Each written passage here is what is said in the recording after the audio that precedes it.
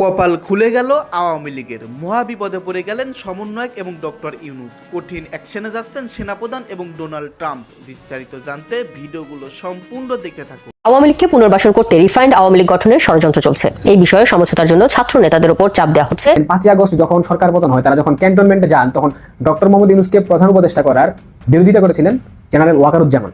বাংলাদেশে এই মুহূর্তে একটা গৃহযুদ্ধ লাগানোর জন্য সর্বোচ্চ প্রচেষ্টা চালাচ্ছে এই সমন্বয়কারী গং এবং ইউনূস সরকার। সেনাবাহিনীর সাথে সাধারণ মানুষ একটা কনফ্লিক্ট করে তারা সুন্দরভাবে দেশকে গৃহযুদ্ধের দিকে ধাবিত করে তারা দেশ থেকে পালিয়ে যাবে। রাজধানী ঢাকায় সেনাবাহিনীর এত সদস্য কেন?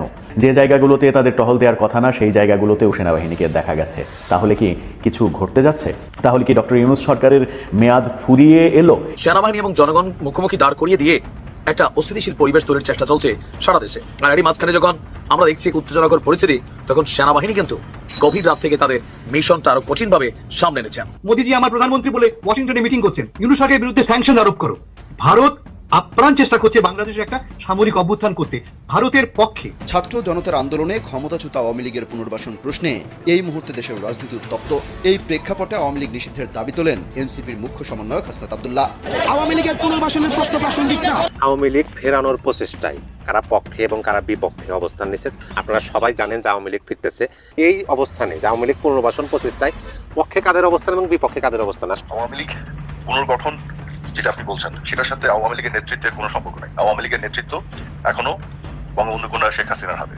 কাজে এখানে নেতৃত্ব নিয়ে পুনর্গঠনের কোনো সুযোগ আছে এটা আমি মনে করি না, কোনো সুযোগ নেই। সোজা কথা। আমি আজকে বলে দিলাম, নাহলে আপনারা বলবেন যে আমি আপনাদের সতর্ক করিনি। খেলা কি শুরু হয়ে গেছে, ইন্টারন্যাশনাল খেলা শুরু হয়ে গেছে। এই ঈদের আগেই দেখবেন ভাই, রমজান মাসে বড় একটা চমক দেখতে পারবেন আওয়ামী লীগের বাংলাদেশে পুনরায় ফিরে আসার জন্য। আসসালামু আলাইকুম সম্মানিত দর্শক, দেশ বা দেশের বাইরের প্রবাস থেকে যারা ভিডিওটি দেখার জন্য ক্লিক করেছেন, ভিডিওটি আপনারা সম্পূর্ণ দেখবেন, কারণ বর্তমান দেশের প্রেক্ষাপট অনুযায়ী আজকের এই ভিডিওটি অত্যন্ত গুরুত্বপূর্ণ। প্রিয় দর্শক মণ্ডলী, আপনারা ইতিমধ্যে বুঝে গেছেন, ভিডিওর শিরোনাম এবং থাম্বনেল থেকে আইডিয়া করে ফেলেছেন আজকের এই ভিডিওটি কি নিয়ে। হ্যাঁ দর্শক মণ্ডলী, আমি বেশি কথা পারবো না, সমস্ত চাঞ্চল্যকর তথ্য আজকের এই ভিডিওতে আপনারা দেখতে পারবেন। তো বেশি কথা না বাড়িয়ে আমরা মূল ভিডিওতে চলে যাই। আপনারা মনোযোগ সহকারে ভিডিওগুলো সম্পূর্ণ দেখতে থাকুন। বাংলাদেশে এই মুহূর্তে একটা গৃহযুদ্ধ লাগানোর জন্য সর্বোচ্চ প্রচেষ্টা চালাচ্ছে এই সমন্বয়কারী গং এবং ইউনূস সরকার। কারণ তারা যে এই 7 মাসে লুটপাট করেছে, তারা যে দেশের অর্থ বাইরে পাচার করেছে, এই জিনিসগুলোকে ধামাচাপা দেওয়া, তারপর পুলিশ হত্যা ইনডিমনিটি দিয়েছে, পুলিশ হত্যা করেছে, আওয়ামী কর্মী সমর্থকদের হত্যা করেছে, এগুলা থেকে বাঁচার জন্য যদি একটা গৃহযুদ্ধ এই মুহূর্তে লাগানো যায় এবং গৃহযুদ্ধ লাগিয়ে আপাত দৃষ্টিতে যদি তারা তাদের এই যে অপকর্মগুলো সেগুলোকে ধামাচাপা দিতে চায়, সেই জন্যই তারা বাংলাদেশ আর্মিকে বিতর্কিত করছে। কারণ আপনারা জানেন, এই মুহূর্তে দেশে যদি আইন শৃঙ্খলা যতটুকু রয়েছে বা আইন শৃঙ্খলা স্বাভাবিক পরিস্থিতিতে নিয়ে আসতে হলে সেনাবাহিনীর বিকল্প কোনো সংস্থা, কোনো প্রশাসন নাই, কোনো বাহিনী নাই। সেনাবাহিনীকে বিতর্কিত করে সাধারণ মানুষের বিরুদ্ধে খেপিয়ে দিয়ে সেনাবাহিনীর সাথে সাধারণ মানুষের একটা কনফ্লিক্ট করে তারা সুন্দরভাবে দেশকে গৃহযুদ্ধের দিকে ধাবিত করে তারা দেশ থেকে পালিয়ে যাবে। এটাই তাদের মূল লক্ষ্য। এবং তারা ইতিমধ্যেই কে কোন দেশে যাবে, কোথায় যাচ্ছে না যাচ্ছে, সব ধরনের বন্দোবস্ত তারা করে ফেলেছে। পাসপোর্টে তাদের ভিসা হয়ে গিয়েছে, তাদের টিকিটও কাটা হয়ে গিয়েছে। আপনারা জানেন, যদি তারা কোনো রকম একটা সেফ এক্সিটের মতো পরিস্থিতি খুঁজে পায়, আপনারা দেখবেন খুব শীঘ্রই যে কোনো সময় তারা পালিয়ে যাবে। এবং আজ আমি ঢাকার বিভিন্ন প্রান্তে বিভিন্ন সোর্সের মাধ্যমে সংবাদ নিয়ে জানলাম, ক্যান্টনমেন্ট সম্ভবত 2 বাহিনী প্রধানের মিটিং হয়েছে, যদিও 3 বাহিনী প্রধানের কথা বলা হয়েছে, 3 বাহিনী প্রধান ছিলেন না, 2 বাহিনী প্রধানের মিটিং হয়েছে। এবং সচিবালয়ের সিনিয়র সচিবদের সাথে উপসচিব থেকে শুরু করে অতিরিক্ত সচিবদের একটা বিশাল বৈঠক হয়েছে। এই বৈঠকে নির্ধারণ করতেছে আসলে ইউনূস থাকবে নাকি পালাবে। এবং আপনারা জানেন, আন্তর্জাতিকভাবে ইউনূসের উপর যথেষ্ট প্রেশার চলে এসছে, সংখ্যালঘু নির্যাতন এবং এই যে তুলসী গ্যাবার্ডের মন্তব্যকে বিভ্রান্তিকর, ভিত্তিহীন বলা এবং সেটা ফ্রান্স এম্বাসি আবার ফলাভাবে প্রকাশ করা। সেখানে ইউনূসের যে চৌবাচ্চা প্রেস সচিব শফিকুল আলম, সে এখানে প্রেশার দিয়েছিল তাদেরকে প্রকাশ করার জন্য, যাতে আন্তর্জাতিকভাবে বোঝানো যায় যে এটা তাদের এই সরকার সক্ষমতার জায়গাটুকু প্রদর্শন করেছে, যে তারা চোখে চোখ রেখে কথা বলতে পারে, যদিও সেটা বুমেরাং হয়ে ফিরে এসছে ইউনূস সরকারের উপর। তো সবকিছু মিলে মনে হচ্ছে ইউনূসের সময় শেষ। যে কোনো সময়, যে কোনো মুহূর্তে, যে কোনো সময় বাংলাদেশে একটা অঘটন ঘটবে। হয়তোবা বাংলাদেশ আর্মি জেনারেল ওয়াকারুজ্জামান ক্ষমতা গ্রহণ করবেন, অথবা বাংলাদেশের রাষ্ট্রপতি মাননীয় রাষ্ট্রপতি শাহাবুদ্দিন চুপ্পু তিনি মার্শাল ল জারি করবেন বলে এখন পর্যন্ত আমরা যে তথ্য পেয়েছি সেটাই জানি। আওয়ামী লীগ ফেরানোর প্রচেষ্টায় কারা পক্ষে এবং কারা বিপক্ষে অবস্থান নিচ্ছে সেই সম্পর্কে আলোচনা করব। আপনারা সবাই জানেন যে আওয়ামী লীগ ফিরতেছে। এই সমন্বয়ক হাসনাত আব্দুল্লাহ তার ফেসবুকে একটা পোস্ট দিছে, সেই পোস্টের ধারাবাহিকতায় রাজনৈতিক ময়দানে ব্যাপক আলোচনা হইতেছে, সমালোচনা হইতেছে, পক্ষে বিপক্ষে নানান ধরনের কথাবার্তা হইতেছে। তারই মধ্যে আমি একটা নতুন সংবাদ নিয়ে আসলাম যে এই অবস্থানে যে আওয়ামী লীগ পুনর্বাসন প্রচেষ্টায় পক্ষে কাদের অবস্থান এবং বিপক্ষে কাদের অবস্থান আসলে আমরা আলোচনা করি। প্রথমে যদি আমরা বর্তমানে নতুন রাজনৈতিক দলের নেতাকর্মীদের দিয়ে শুরু করি, মানে বিপক্ষে যারা অবস্থান করতেছে তাদেরকে দিয়ে আমরা শুরু করি।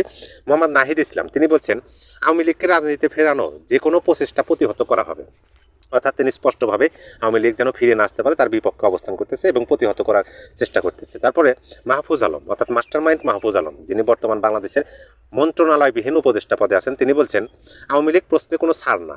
নাহিদ ইসলাম মাহফুজ আলমের প্রশ্ন একই, মানে অবস্থানটা। আসিফ মাহমুদ সজীব ভুইয়া তিনিও কিন্তু বর্তমান বাংলাদেশ উপদেষ্টা পরিষদের দায়িত্বপ্রাপ্ত আছেন, তিনি বলছেন যে আওয়ামী লীগকে ফেরানোর খায়েশ বিপজ্জনক। এখানে এই আসিফ মাহমুদ সজীব ভুইয়া সাহেব একটা বিষয় পরিষ্কার করলেন না যে কাদের জন্য বিপজ্জনক। আওয়ামী লীগ ফেরানোর খায়েশ যারা খায়েশ করছে তাদের জন্য বিপজ্জনক নাকি যারা বিপক্ষে অবস্থান করছে তাদের জন্য বিপজ্জনক, অবশ্যই এটা পরিষ্কার করা উচিত ছিল। তারপরে জামাতের আমির তিনি বলছেন আওয়ামী লীগের পুনর্বাসন জনগণ মেনে নেবে না। এখানে একটা প্রশ্ন কিন্তু মনের মধ্যে উকি ঝুঁকি মারতেই পারে যে আওয়ামী লীগের পুনর্বাসন জনগণ মেনে নেবে না, এই বিষয়টা জামাতের আমির গায়েবীভাবে অগ্রিম কিভাবে জানলো? কারণ আওয়ামী লীগের পুনর্বাসন জনগণ মেনে নেবে কি না নেবে সেটা তো মানে নিরূপণ করার মাত্র একটাই উপায়, সেকেন্ড কোনো অপশনই নাই, সেটা হলো নির্বাচন। একটা ফ্রি ফেয়ার এবং ইনক্লুসিভ নির্বাচন হবে, জনগণ তার মনের ইচ্ছা মতো যাকে খুশি তাকে ভোট দেবে, এর মাধ্যমে তো আপনার নির্ধারণ হবে যে জনগণ কার পুনর্বাসন চায় আর কার পুনর্বাসন চায় না। নির্বাচনই হলো না, আওয়ামী লীগ আসলো না, এই বিষয়টা জামাতে আমির অগ্রিম বুঝে গেল। এখানে কিন্তু একটা প্রশ্ন জাগে যে তিনি কিভাবে বলতে পারেন এই কথা যে আওয়ামী লীগের পুনর্বাসন জনগণ চায় কি না চায় তিনি কিভাবে জানেন? আচ্ছা, তারপরে হেফাজত বলছে আওয়ামী লীগকে দেশের রাজনীতিতে আসতে হলে আমাদের লাশের উপর দিয়ে আসতে হবে। মানে হেফাজত ইসলামের কথা জামাতে আমির এবং নতুন রাজনৈতিক দলের সমন্বয়কদের বা নেতাদের কথা কিন্তু পরিপূর্ণ একই। হাসনাত আব্দুল্লাহ কিন্তু এই কথাটা বলছেন, তাকে যে জায়গায় ডেকে নিয়ে এই অফারটা দেওয়া হয়েছে সেখানে নাকি তিনি বলছেন যে আওয়ামী লীগকে পুনর্বাসনের চেষ্টা না করে তাদেরকে বিচারের চেষ্টা করেন। তখন তাকে বলা হয়েছে যে Awami League must come back, মানে আওয়ামী লীগ অবশ্যই ফিরে আসবে, কিন্তু যদি এই আওয়ামী লীগের ফিরে আসাকে বাধা দেওয়া হয় তার পরিপ্রেক্ষিতে যে পরিস্থিতির মানে উদয় ঘটবে সেই পরিস্থিতির সম্পূর্ণ দায়ভার কিন্তু তোমাদের নিতে হবে। তখন হাসনাত আব্দুল্লাহ বলছে যে আওয়ামী লীগ ফিরে আসলে আমাদের রক্তের উপর দিয়ে আসতে হবে। সেরকমই হেফাজতে ইসলামের মানে কথা কিন্তু মিলে গেল যে আওয়ামী লীগকে দেশের রাজনীতিতে আসতে হলে আমাদের লাশের উপর দিয়ে আসতে হবে। দেখা যাক আওয়ামী লীগের যদি ক্ষমতা থাকে তোমরা যদি নাই আসতে দাও, কারণ আওয়ামী লীগ দেখেন আওয়ামী লীগ এমন একটা রাজনৈতিক দল, আওয়ামী লীগ কিন্তু এই দেশেরই রাজনৈতিক দল, আর আওয়ামী লীগ এই দেশের জন্মদাতা রাজনৈতিক দল। এখন এই দেশের মানুষকে স্বাধীনতা ছিনিয়ে এনে দিচ্ছে, ভাতের অধিকার এনে দিচ্ছে, কথা বলার অধিকার এনে দিচ্ছে আওয়ামী লীগ। কিন্তু আওয়ামী লীগের সুসময়ে বিভিন্ন হাইব্রিড নেতারা আওয়ামী লীগের অনুপ্রবেশ ঘটে। আওয়ামী লীগের নাম ব্যবহার করে, ব্যানার ব্যবহার করে, লোগো ব্যবহার করে বিভিন্ন হাইব্রিড নেতারা বিভিন্ন অপকর্ম অনিয়ম দুর্নীতি করে, পরিশেষে কিন্তু এই সমস্ত দায়ভার আওয়ামী লীগের ঘাড়ে পড়ে, অতীতেও পড়ছে এবারও পড়ছে। কিন্তু এই আওয়ামী লীগের যারা প্রকৃতপক্ষে বঙ্গবন্ধুর কর্মী, প্রকৃতপক্ষে আওয়ামী লীগের সমর্থক কর্মী, তারাই কিন্তু যারা এই অনিয়ম দুর্নীতির সাথে জড়িত না, এবং তারাই কিন্তু আওয়ামী লীগের হাল ধরে এবং আওয়ামী লীগকে নতুনভাবে আবার জায়গা তোলে দেশের মানুষের জীবনযাত্রার মান আরও সহজ এবং উন্নত করার জন্য। সেই সুযোগটা যদি না দেওয়া হয় তাহলে এই যে এরকম বাধা সৃষ্টি করে, তাহলে আমরা দেখবো যে কাদের উপর দিয়ে বা কাদের রক্তের উপর দিয়ে কাদের লাশের উপর দিয়ে আওয়ামী লীগের মানে পুনর্বাসন হয়। তারপরে গণ অধিকার পরিষদ বলছে আওয়ামী লীগকে নিষিদ্ধ করতে হবে, এটাও অতীত থেকে বলতেছে। তারপরে আপনার ইনকলাব মঞ্চ কিন্তু অনেক দিন ধরে চিল্লাফাল্লা করতেছে যে আওয়ামী লীগকে নিষিদ্ধ না করলে তারা ঈদ করবে না, এরকম কথা বলতেছে। যাই হোক, আপনাদের প্রথমে বললাম যে আওয়ামী লীগের বিপক্ষে কার অবস্থান করতেছে আওয়ামী লীগের পুনর্বাসনে, এখন আমরা আওয়ামী লীগের পুনর্বাসনের পক্ষে কাদের অবস্থান সেই বিষয়টা আলোচনা করি। প্রথমে যদি আমরা সরকারের পক্ষে আসি, সরকারের কয়েকজন উপদেষ্টা অবশ্যই বিপক্ষে দাঁড়াচ্ছে, তাদেরকে মানে সরকারের কেউ হিসেবে ধরার এখানে নাই, কারণ প্রধান উপদেষ্টা যে কথাটা বলছে সেটা আওয়ামী লীগের পক্ষে কিন্তু অবস্থান নেয়। প্রধান উপদেষ্টা অধ্যাপক মোহাম্মদ ইউনুস বলেছেন আওয়ামী লীগ নিষিদ্ধ করার কোনো পরিকল্পনা নেই অন্তর্বর্তী সরকারের, কিন্তু যারা হত্যা ও মানবতা বিরোধী অপরাধের সাথে জড়িত দেশের আদালতে তাদের বিচার হবে। সুন্দর কথা কিন্তু বলছেন যে এই যে একটা রাজনৈতিক দলের কি কোনো ভুল থাকতে পারে? কর্মী ভুল থাকতে পারে। আমি তো বললামই যে যখন আওয়ামী লীগ যখন সুবিধাজনক অবস্থানে থাকে তখন এই দলে বিভিন্ন ধরনের অনুপ্রবেশ ঘটে। আমরা তো দেখতে পাইছি যে অনেক শিবিরের নেতারা যারা আওয়ামী লীগের সুসময়ে আওয়ামী লীগের মধ্যে অনুপ্রবেশ করছে, করে হেলমেট বাহিনী হয়েছে না হয়েছে, তারা পরবর্তীতে কিন্তু ঠিকই প্রকাশ হলো যে তারা আন্ডারগ্রাউন্ড রাজনীতি করছে। এরকম প্রত্যেকটা সেক্টরই আওয়ামী লীগের সুবিধাজনক অবস্থা যখন থাকে তখন আওয়ামী লীগের মধ্যে হাইব্রিড নেতার জন্ম হয়, নানান কুকর্ম করে তারপরে তারা ঠিকই উড়াল দেয়। কিন্তু যারা প্রকৃতপক্ষে আওয়ামী প্রেমী, প্রকৃতপক্ষে বঙ্গবন্ধুর আদর্শে মানে বুকে ধারণ করে রাজনীতি করতে চায়, তারা কিন্তু অপকর্মের সাথে জড়িত না, বরঞ্চ আওয়ামী লীগের সুসময় তারা আরও বঞ্চিত থাকে। তারাই তো আওয়ামী লীগের হাল ধরবো, তারাই আওয়ামী লীগকে সামনে নিয়ে আসবে, এই দেশের মানুষের গরিব দুঃখী মানুষের জীবনযাত্রার মান সহজ এবং আরও উন্নত করবো। এই কথাই একদম সত্য। কিন্তু এই যে যারা বিরোধী পক্ষে দাঁড়াইছে এই ইসলামী সংগঠনগুলো এবং এই নতুন রাজনীতি, তারাও ইসলামী সংগঠনই বলা যায়, তাদের যে কথাবার্তা জামাতে আমির, হেফাজতে ইসলাম সবার কথার সাথে মিলে যায়। কিন্তু প্রধান উপদেষ্টার কথাটা খুবই পরিষ্কার এবং ভালো লাগছে, আসলে বাংলাদেশের মানুষ এটাই চায়। এবং তারপরে দেখেন বিএনপি কিন্তু আওয়ামী লীগের ফিরে আসা পুনর্বাসনের প্রচেষ্টায় সব পক্ষে দাঁড়াইছে। কিভাবে পক্ষে দাঁড়াইছে? বিএনপির জ্যেষ্ঠ যুগ্ম মহাসচিব তিনি বলছেন, জনগণের কাছে ক্ষমা প্রার্থনা করে এবং জুলাই হত্যাকারীদের বাদ দিয়ে নতুন নেতৃত্বে আওয়ামী লীগ রাজনীতি করতে চাইলে বাধা নেই। এখানে কিন্তু বিএনপির বক্তব্য এবং প্রধান উপদেষ্টার বক্তব্য একই। তারপরে হাসনাত আব্দুল্লাহ যে দাবিটা করছে সেই হিসাবে কিন্তু ক্যান্টনমেন্টের যে দাবি সেটাও কিন্তু একই। তারপরে জাতীয় পার্টি বলছে আওয়ামী লীগ নিষিদ্ধের পক্ষে নেই জাতীয় পার্টি। তাই তো বুঝতে পারছেন যে বাংলাদেশের কত শতাংশ মানুষ এখন বাংলাদেশের সরকারের প্রধান উপদেষ্টা আওয়ামী লীগ পুনর্বাসনের পক্ষে, আমাদের বর্তমানে ক্যান্টনমেন্ট পুনর্বাসনের পক্ষে, বিএনপি পুনর্বাসনের পক্ষে, জাতীয় পার্টি পুনর্বাসনের পক্ষে। তাহলে বলেন বাংলাদেশে যদি 30-40% আওয়ামী লীগের সমর্থক থাকে, আর যদি 30-40% বিএনপির সমর্থক থাকে, আর যদি জাতীয় পার্টির কিছু সমর্থক থাকে, তাহলে ভাবেন বাংলাদেশের শতকরা কত পার্সেন্ট লোক আওয়ামী লীগের পুনর্বাসন চায়। সেনাবাহিনীকে জনগণের মুখোমুখি দাঁড় করিয়ে দেওয়া নাকি আসলে হাসনাতের বক্তব্য সঠিক? তবে পরিস্থিতি যা ধারণ করেছে, কেউ কেউ বলছে যে আপনারা যখন ক্যান্টনমেন্টে যাচ্ছিলেন তখন কি জনগণকে সাথে নিয়ে গিয়েছেন? দেন দরবারে হিসাবে নিকাশে মেলে নাই, তারপরে এসে 10 দিন পর আপনি সেনাবাহিনী সম্পর্কে, ক্যান্টনমেন্ট সম্পর্কে বক্তব্য দিচ্ছেন হাসনাত আব্দুল্লাহ। এই কথা বলছিল ছাত্র অধিকার পরিষদের আপনার যে আছে কি বলা হয় যে রাশেদ খান। আবার কেউ কেউ বলছেন যে না, সেনাবাহিনী এবং জনগণ মুখোমুখি দাঁড় করিয়ে দিয়ে একটা অস্থিতিশীল পরিবেশ তৈরির চেষ্টা চলছে সারা দেশে। অপরদিকে আসিফ মাহমুদ সরকারের উপদেষ্টা বলছিলেন 5ই আগস্ট যদি সরকার পতন না হতো তাহলে সশস্ত্র সংগ্রাম করত সরকারের বিরুদ্ধে বা রাষ্ট্রের যে তৎকালীন আইন শৃঙ্খলা বাহিনী ছিল তাদের বিরুদ্ধে। তার মানে এই সশস্ত্র সংগ্রামের জন্য যে মেশিনারিজ গুলো দরকার ছিল, কোথায় আছে সেই মেশিনারিজ গুলো? 5ই আগস্টের আগে বাংলাদেশের বিভিন্ন জেলখানাগুলো ভাঙচুর হয়েছে, লুটপাট হয়েছে, বিভিন্ন ধারা খোয়া গেছে, হাজার হাজার সরকারি লাইসেন্সধারী অস্ত্র এখনো সেগুলো উদ্ধারে অভিযান চলছে। আর এরই মাঝখানে যখন আমরা দেখছি উত্তেজনাকর পরিস্থিতি, তখন সেনাবাহিনী কিন্তু গভীর রাত থেকে তাদের মিশনটা আরো কঠিনভাবে সামনে এনেছেন। গতকালকে দিনভর নানান উত্তেজনা আর রাজনৈতিক বক্তব্য, ইভেন সরকারের আওয়ামী লীগকে পুনর্বাসন বা রিফাইন্ড আওয়ামী লীগের ইস্যুগুলোতে দেশ যখন উত্তপ্ত, তখন অস্থিতিশীল পরিবেশকে মোকাবেলা করার জন্য গভীর রাত থেকে ঢাকা সহ বিভিন্ন জায়গায় সেনাবাহিনীর যে অভিযান সেটা ব্যাপক হারে চোখে পড়ার মতন বৃদ্ধি পেয়েছে। মানুষকে পরিবহনকারী যানবাহন হোক অথবা ব্যক্তিগত প্রাইভেট কার হোক বা হুন্ডা হোক অথবা আপনি যাই বহন করছেন, কড়া তল্লাশি আমরা দেখছি বাংলাদেশের বিভিন্ন জায়গায়। সেনাবাহিনী বলছে আশু পরিস্থিতিকে নিয়ন্ত্রণের জন্য এবং যে কোনো কি বলা হয় যে সার্বভৌমত্বের প্রতি হুমকি অথবা রাষ্ট্রকে অস্থিতিশীল করার জন্য যে মেকানিজম চলছে সেগুলোর বিরুদ্ধে সরকার বা বাংলাদেশ সেনাবাহিনী সজাগ রয়েছে। এছাড়া আপনারা জানেন যে আইন শৃঙ্খলা পরিস্থিতিরও বিভিন্ন জায়গায় ব্যাপক অবনতি ঘটেছে। সন্ত্রাসী কর্মকাণ্ড, চাঁদাবাজি, চিন্তাই বিভিন্ন জায়গা থেকে আমরা দেখছি ঘটছে। আর এর জন্য সেনাবাহিনী এই ধারাবাহিক রেড বা ব্লক চালিয়ে যাবে। ছাত্র উপদেষ্টাদের সাবেক এবং সমন্বয়কদের যে নানান বক্তব্য, সেগুলোর প্রেক্ষিতে এখন পর্যন্ত সেনাবাহিনীর পক্ষ থেকে কোন রকম বক্তব্য কিন্তু আসেনি। তবে সাংবাদিক ইলিয়াস তিনি আবার অনেকটা ক্ষিপ্ত এই ছাত্র উপদেষ্টাদের প্রতি।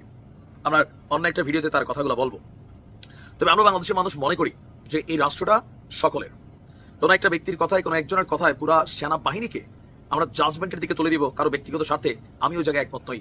পৃথিবীর কোনো রাষ্ট্র স্থিতিশীল থাকবে না যেই রাষ্ট্রের সেনাবাহিনী রাষ্ট্রবিদ্ধ হয়ে যাবে, যে রাষ্ট্রের সেনাবাহিনীকে আপনি চুলকাবেন, তারপর তারা সশস্ত্র সংগ্রামে নামবে, তাদের মধ্যে বিভাজন তৈরি হবে, জুনিয়র সিনিয়র অফিসারের লাগালাগি হবে, সেনাবাহিনী ভেঙে যাবে। আর এই সুযোগটাই সার্বভৌমত্বের জন্য হুমকি স্বরূপ হবে। কার প্রেসক্রিপশনে কি চলছে এতটুকু জানি না। আমরাও চাই আওয়ামী লীগের যারা অন্যায় করেছে, অত্যাচার করেছে, গণহত্যা করেছে, ফেসিবাদ, গুমহুন যেগুলোতে যারা জড়িত, প্রত্যেকের বিচার হোক। কিন্তু সেনাবাহিনীকে জনগণের মুখোমুখি দাঁড় করিয়ে দেওয়ার যে পায়তারা চলছে, সেখানে আমাদের স্পষ্ট অবস্থান দেশের প্রতি সেনাবাহিনীর সাথে।